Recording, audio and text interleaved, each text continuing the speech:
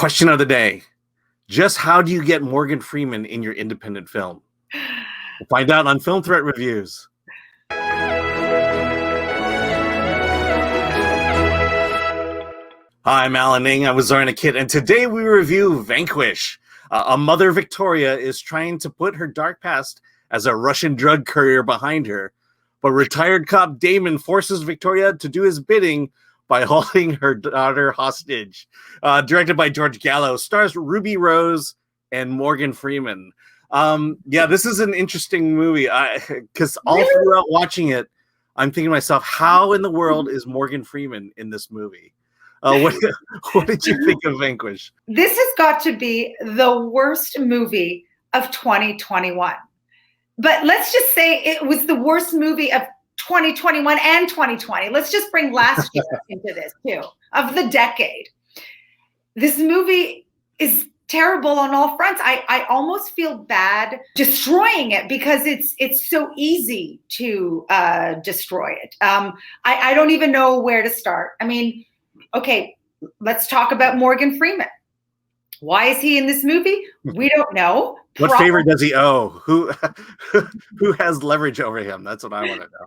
So this was clearly done either for whatever leverage there is. Maybe he owes money to some people and needed to make a quick buck. Whatever it is, they made it very easy for him to be in this movie because literally he sits in his wheelchair in front of a screen and tells Ruby Rose, who is on a motorcycle, to go left and right. I mean, that's basically all he does in this movie. He just sits in a wheelchair and just says some exposition. That's it. That's it. I will say, though, that he is in the movie. He's really in this movie. He really interacts with Ruby Rose. And I will also say that he is a great actor.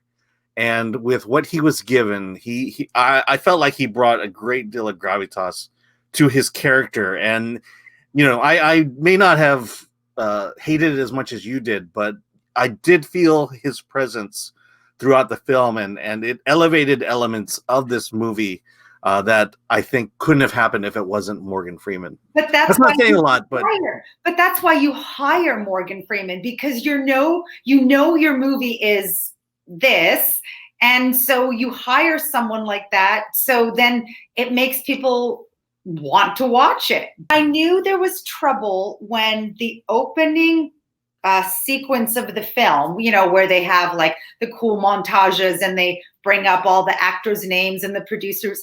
That was 6 minutes long. I timed it because it kept going, and all you see are these slides of newspaper articles showing that Morgan Freeman, the cop character, is highly decorated. And so for the first 4 to 5 minutes in this opening sequence, that's all it is, newspaper sequences. And then around the 5-minute mark, the newspaper sequences then show that he's been injured and is retiring. So then it's the injured montage.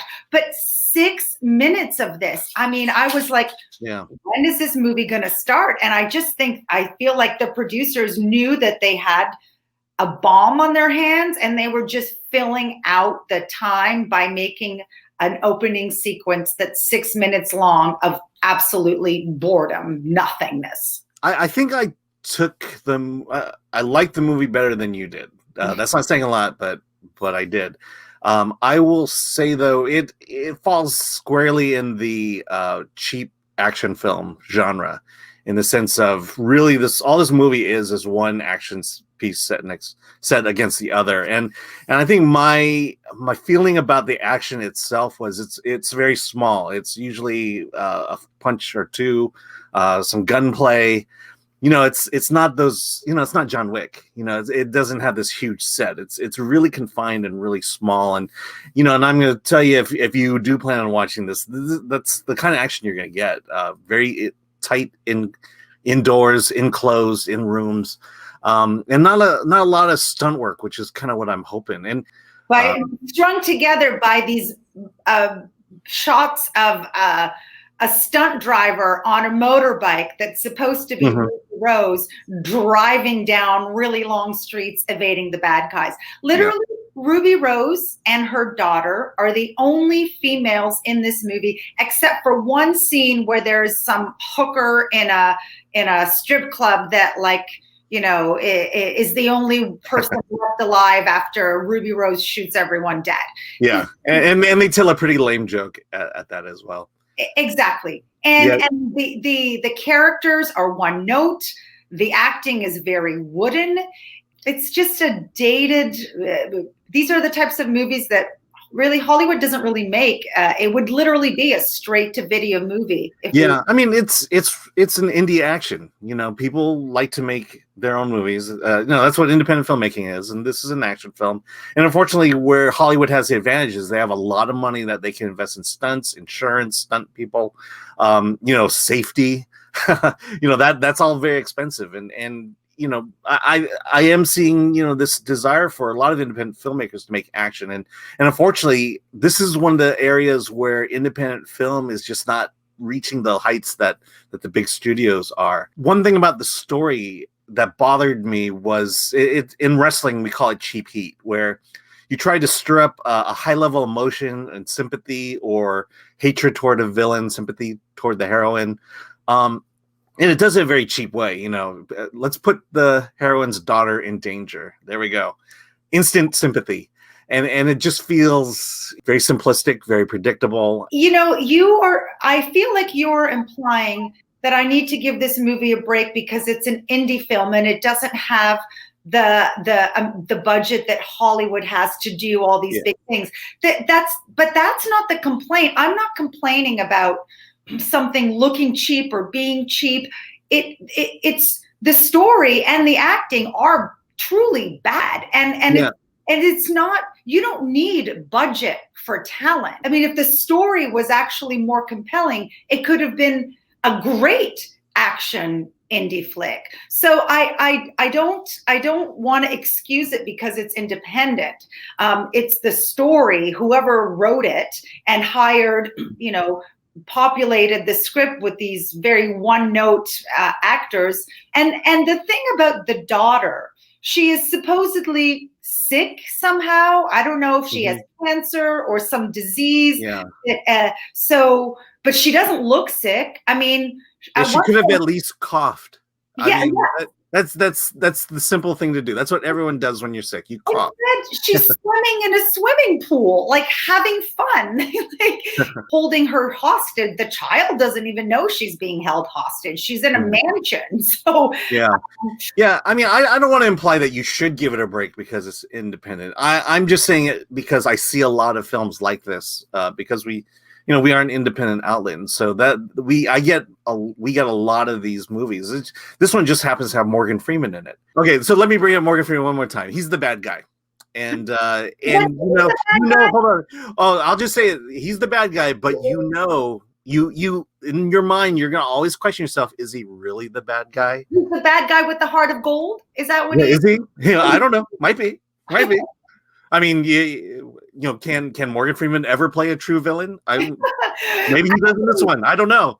Actually, I caught a line that really made me laugh. I wrote it down. There's at one point Ruby Rose turns to him and she's lamenting about, like, oh, woe is me. Her life is terrible. And she goes, I sometimes think God is punishing me for all the terrible things I did in my life. And then Morgan Freeman turns to her and goes, I don't think God works that way. And I'm like, because you played God. We joke a lot about actors being able to read the phone book. I mean, literally, Morgan Freeman is reading the phone book in this movie. Yeah. And so you hated the movie. I'm just going to throw out, how about a 1? Morgan Freeman's in it. You had to at least give it a 1. So the fact that Morgan is in it gets it a 1 because, his acting wasn't bad. He just really wasn't, doing anything. But yes, his presence earns the film a 1 from me. Now, I think you liked it more, and actually, I think you liked it a lot more. I think you gave it a lot more breaks than I. I'm like slicing and dicing this movie all over the place. I think you actually gave it a 6, maybe even a 7. Yeah, I think without Morgan Freeman, I keep bringing him up. Without Morgan Freeman, I think this movie's a 3. But with him, he elevates it to a 5.5. Okay. It's. I mean, honestly, I was just so drawn to his performance. He can read the phone book and make it great. And whatever lines they gave him, I mean, honestly, the lines, he just the way he says things, the most inane things is You mean amazing. like turn left, turn right? I know. I mean, it's Morgan Freeman, for crying out loud. Be sure to like, subscribe, comment below on what you thought of Vanquish. And with that, let's get out of here.